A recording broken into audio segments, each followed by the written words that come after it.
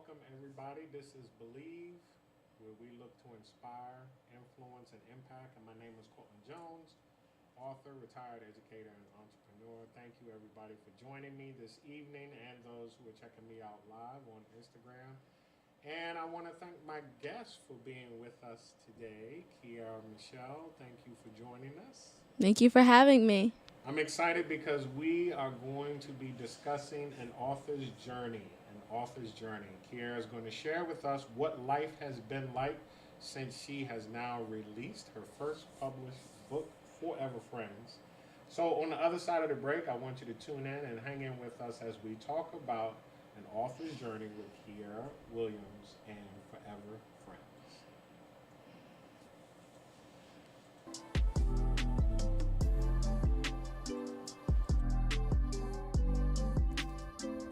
Hello, my name is Tania McQueen. I'm the Residential Services Manager for Prestige Community Resources. What our new facilities are respite centers. We're opening 2 in the city right now. Hopefully we'll expand to more. But respite centers are a place where people can come and get a little additional support with their mental health. Our one on Eastern Avenue is for men, and our one on Minnesota Avenue is for women. Our facilities are for all DC residents, especially focusing in on those in Ward 7 and 8. So they're really nice, and I'm excited for consumers to actually see them. What are the services that we're going to provide?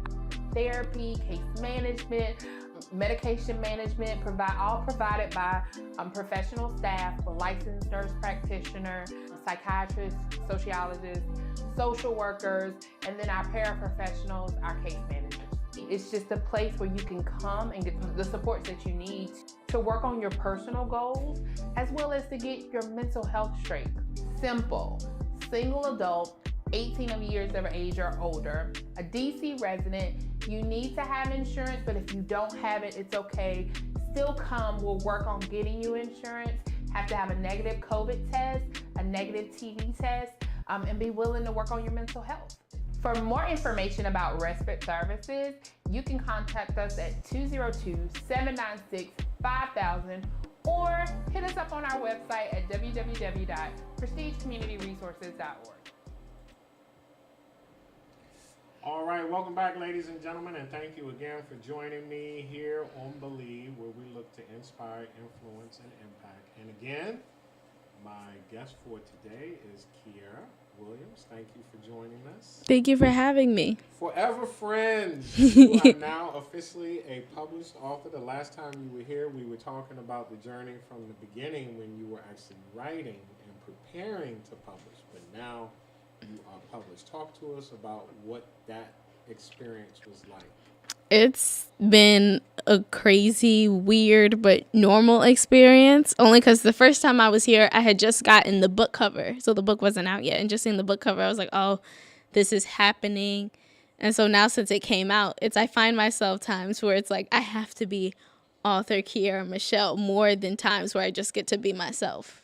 Yeah, because you are still a college student, but senior, preparing to graduate from Bowie State University. Yes. But now you are involved in the business of being an author. So tell me what that is actually like now that the book is published. What is the experience like now? The business is more, it's now I have to look presentable. I can't hide behind my pen anymore, my computer. I have to actually go out and talk about my book. So now you're getting to see a little bit more of who I am, which is uncomfortable for me because I'm a very shy person. And so moving out of your comfort zone, what has been one thing that you actually have enjoyed about this process with being an author? So at first you were aspiring, you wrote, you published, but now you are an author. What is one thing you are actually enjoying about being an author? Making the connections with the kids that I talk to when I go out to these elementary schools and speak to them. I'm really enjoying like their feedback. They're enthusiastic. A kid recently said to me, an author's a job? Because I went to their career day. I can write? That's a job? That was really entertaining for me. No, that's cool. And so you had feedback when you were actually writing, but now you're actually getting feedback about the book, or at least in your presentation of the book. So what is it like connecting with your target audience, because you got a lot of positive feedback from the middle school students when you were.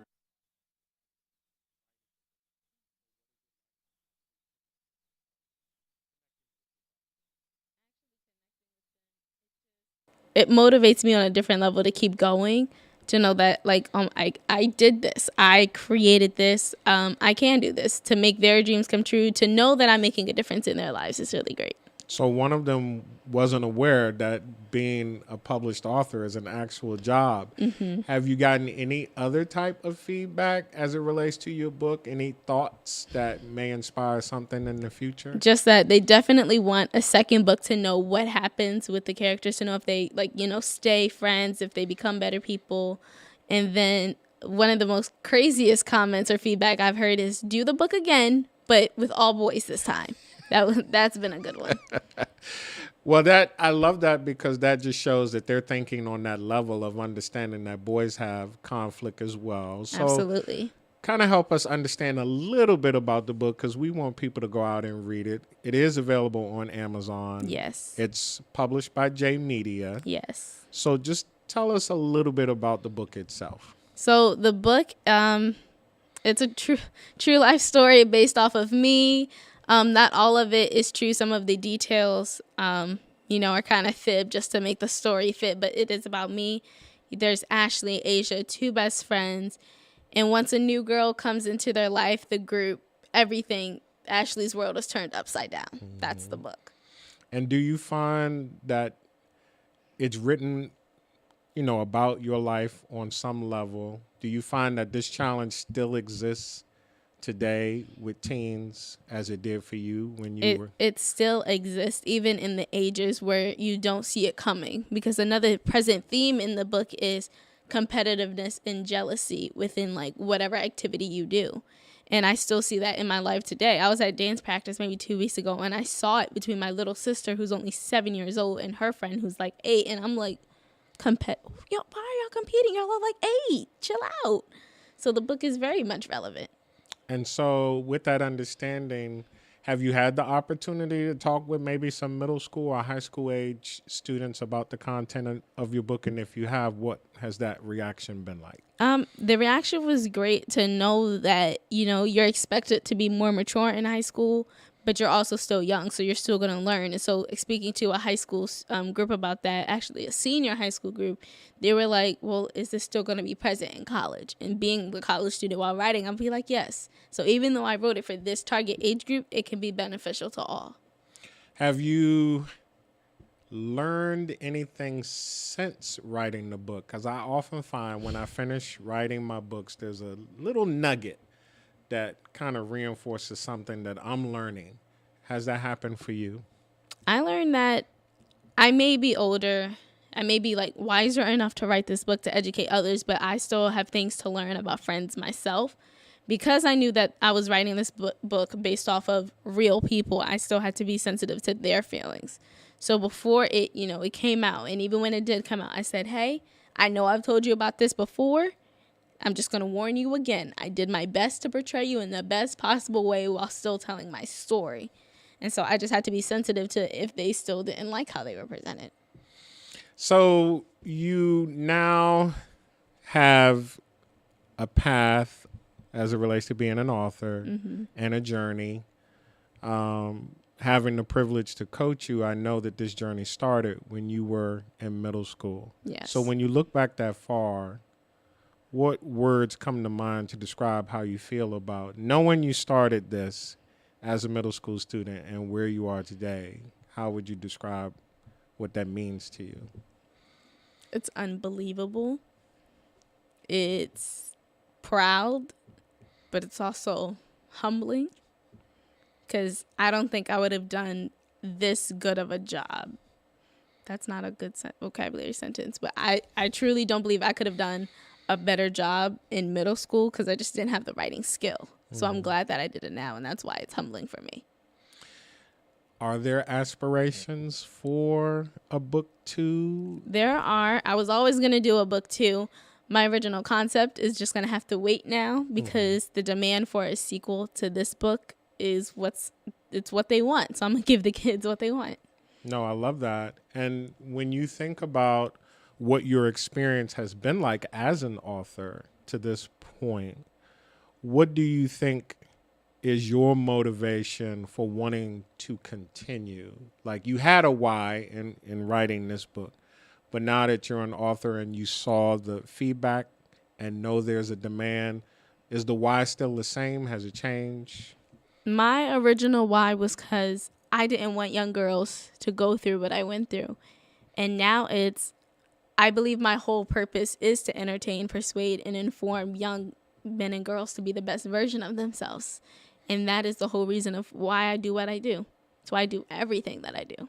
I like that. Entertain, persuade, and inform. So you don't just write, you're also a college student. What's it like to be a published author on a college campus? How has that in any way influenced what you do currently? It's definitely influenced what I do because, like I said, I'm shy. I walk around on my campus with a hood on and glasses and earbuds. Please don't talk to me. But ever since they released the pictures of me that they took with my book, every teacher is like, "You wrote that book?" I said, "Yes." And now everybody's looking at me. Even in my communications classes, I have people asking like me for help now. And I'm like, I am shy. I don't want to help you. I'm so sorry.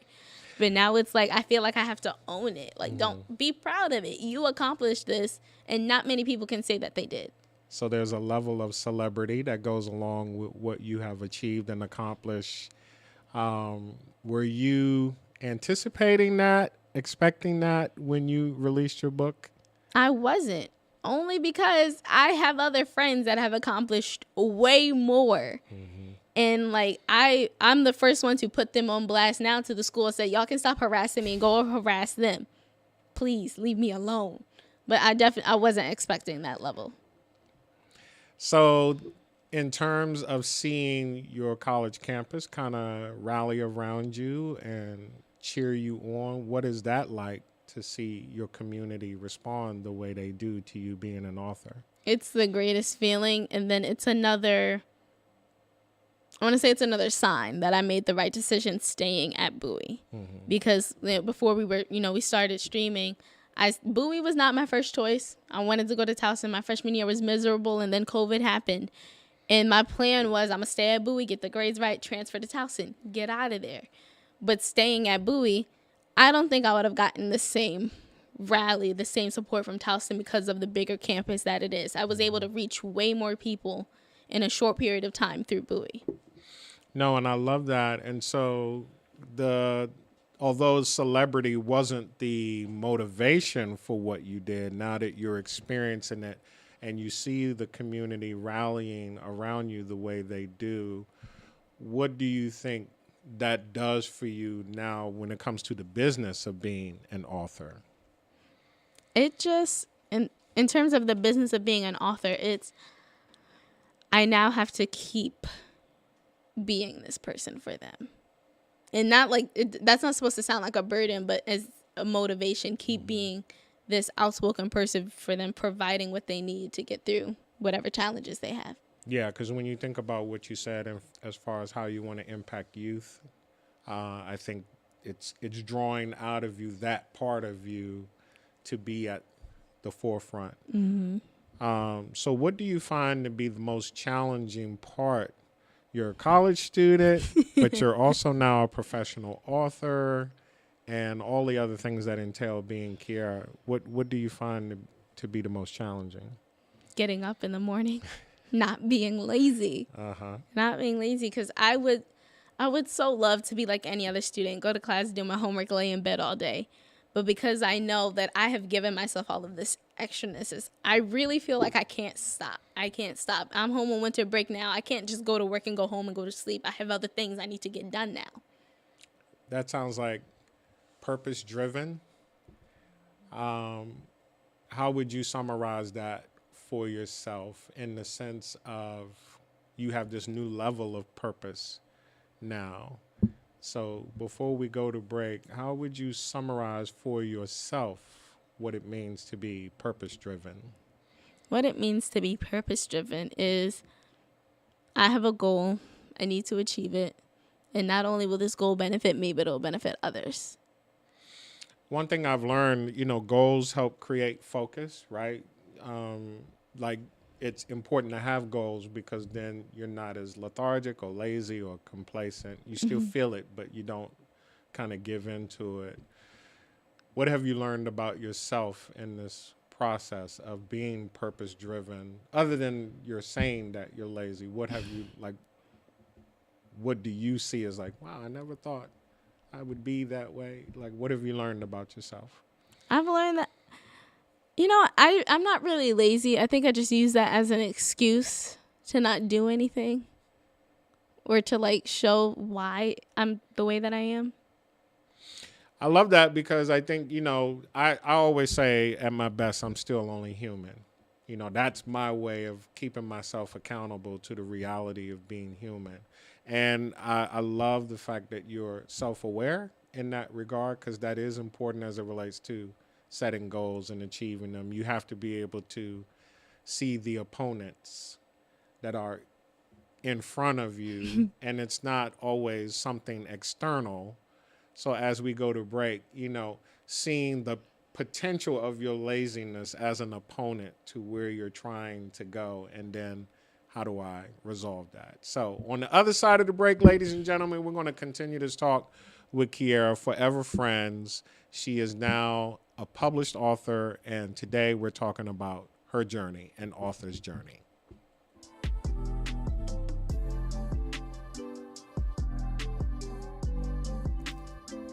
Hello, my name is Tania McQueen. I'm the Residential Services Manager for Prestige Community Resources. What our new facilities are respite centers. We're opening 2 in the city right now. Hopefully we'll expand to more. But respite centers are a place where people can come and get a little additional support with their mental health. Our one on Eastern Avenue is for men, and our one on Minnesota Avenue is for women. Our facilities are for all DC residents, especially focusing in on those in Ward 7 and 8. So they're really nice, and I'm excited for consumers to actually see them. What are the services that we're going to provide? Therapy, case management, medication management, all provided by professional staff, a licensed nurse practitioner, psychiatrists, sociologists, social workers, and then our paraprofessionals, our case managers. It's just a place where you can come and get the supports that you need to work on your personal goals, as well as to get your mental health straight. Simple, single adult, 18 years of age or older, a DC resident. You need to have insurance, but if you don't have it, it's okay. Still come, we'll work on getting you insurance. Have to have a negative COVID test, a negative TB test, and be willing to work on your mental health.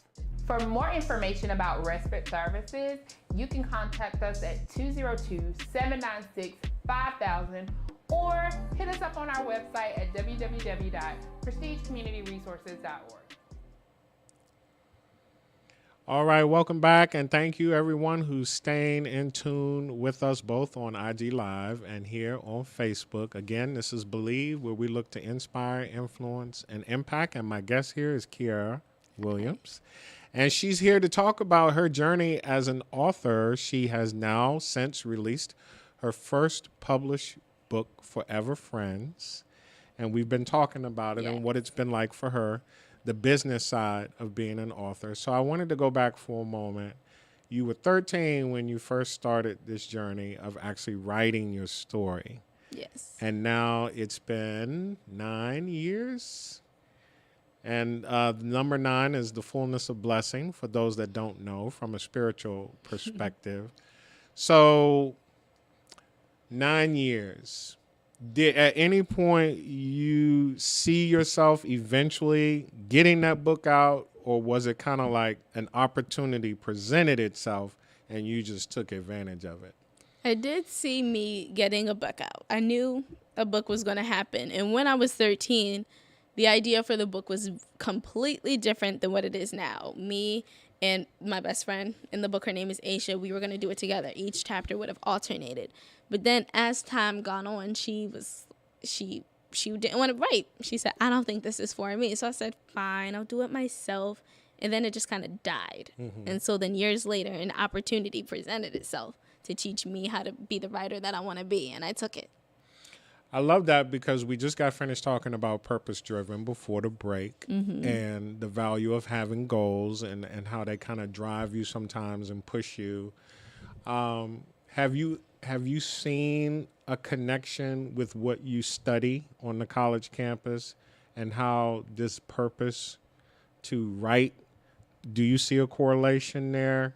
I do see a correlation, especially because of the study, and I want to say the certain field of my study that I've kind of gone into. I've gone into sports. I've gravitated towards it, and that's only because of my family. But now seeing it, people really, I would say sports is probably the main thing that people still read on the internet, and I take so much pride in that. So I'm always excited to write any type of story that you want. Oh, you need a preview story for basketball? I got you, because we're in basketball season right now. No, I love that you said that because I'm a huge fan of football and basketball. I watch ESPN religiously, but I also appreciate the talking heads is what some of them are referred to. But I'm trying to think of, I'm thinking of the basketball player that I admire. So they've become journalists now and not just known for what they did as athletes. And so there is a part of me that is drawn to the media aspect of sports and how stories are told. Stephen A. Smith is someone I do admire. He can be a little rough around the edges sometimes, but I admire the work that he does. And then Jalen Rose as well. And more so because they're African-American men and they display a level of intelligence with what they do and they articulate as well. That wasn't always the case. You couldn't always see those types of figures from a representation perspective. So it does matter. Do you have anyone that you look at and you're like, wow, I'd love to be like them one day? I was really hoping you wasn't gonna ask me that, because I do. I follow tons of people who work in sports or on the football fields interviewing people, but I can never remember their name because my memory sucks. Look, you saw me struggling just trying to remember. I did. I was two. like, please don't ask me who my. But you do have them. I do. I have them because I can just see myself being. My favorite place to be is on the football sidelines. Everybody, even what type of football sidelines it is, from recreational with your little brothers and sisters to NFL, my favorite place to be, because the energy, interviewing people, the players, the coaches, just the halftime journalism reports, the everything about it is my favorite part. No, I love that. I'm thinking of the young lady who's now on the Sunday evening football broadcast. I think her first name is Maria Taylor. Yes. Sorry. But she used to be on ESPN. That is my girl. Okay. Because they used to give her such backlash because they felt she didn't know the sports.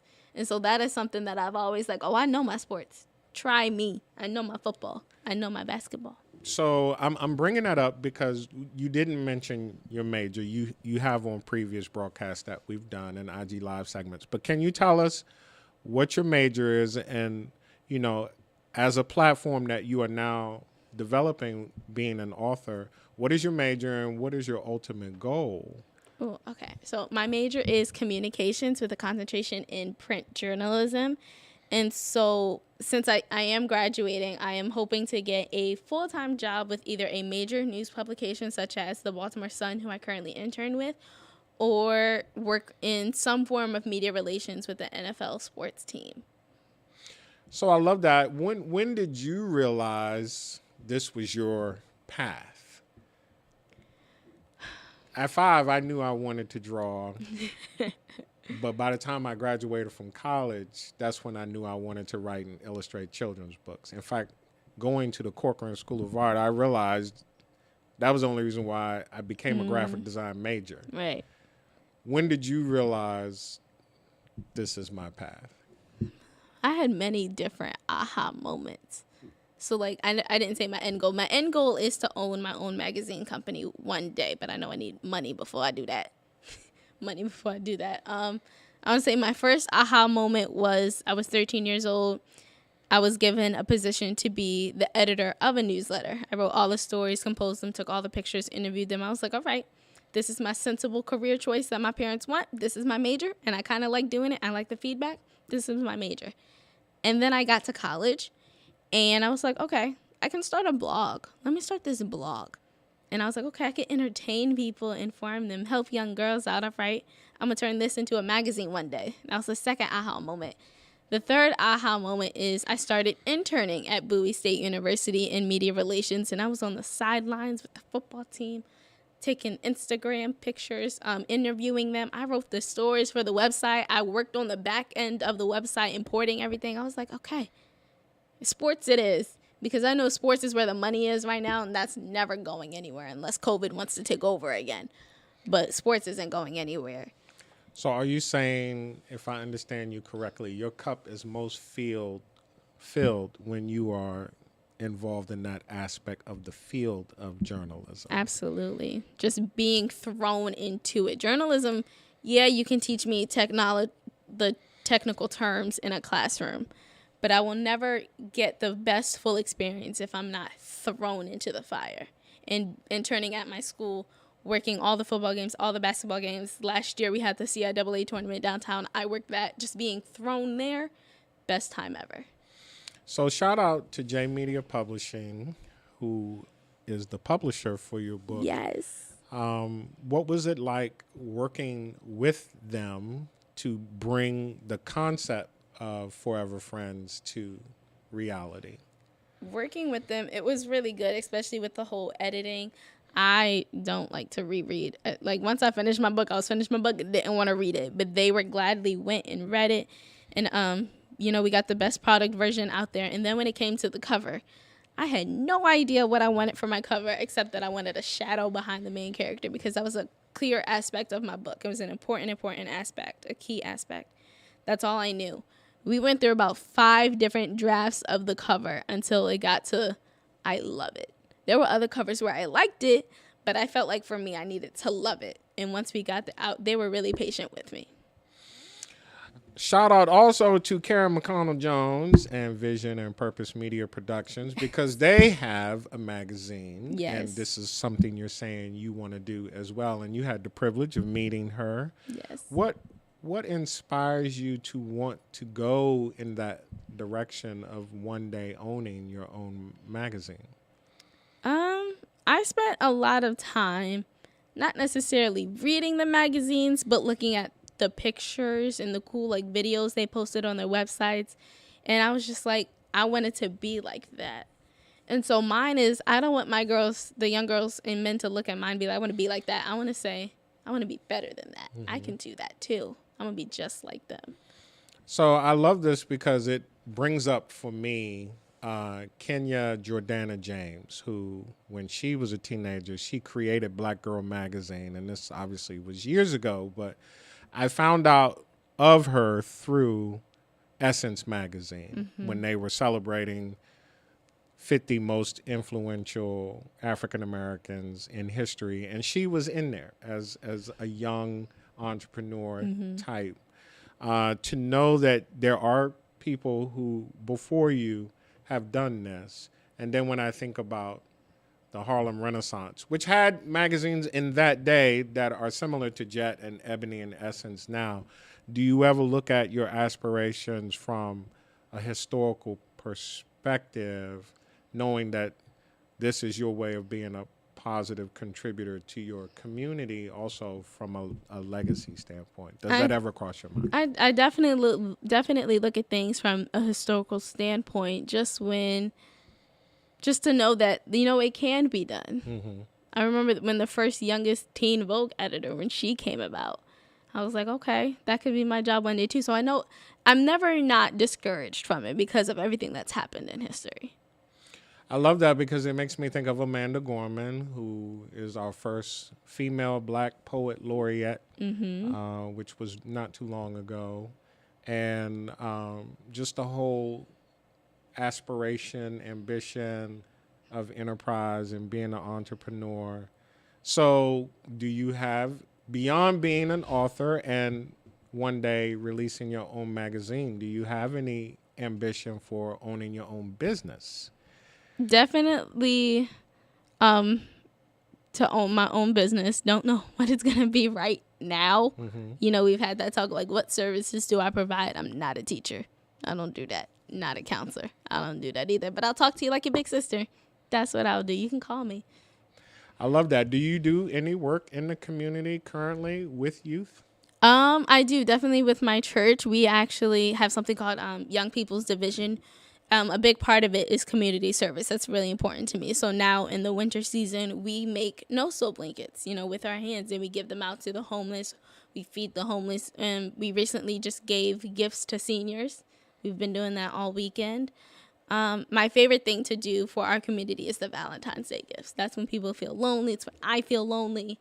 Just bringing joy to people's faces. Yeah, because that's a reality this time of year, the whole family dynamic challenges that come with going to people's houses for dinner, as well as loss of loved ones that kind of trigger that grief, loneliness, as you mentioned. What would you say to a teenager, age 13, 14, like you, when you first started your journey, or even someone who's closer in age, one of your peers, who has this idea or concept to kind of do what you're doing, maybe not as an author, but to start a business or whatever? What would you say to them?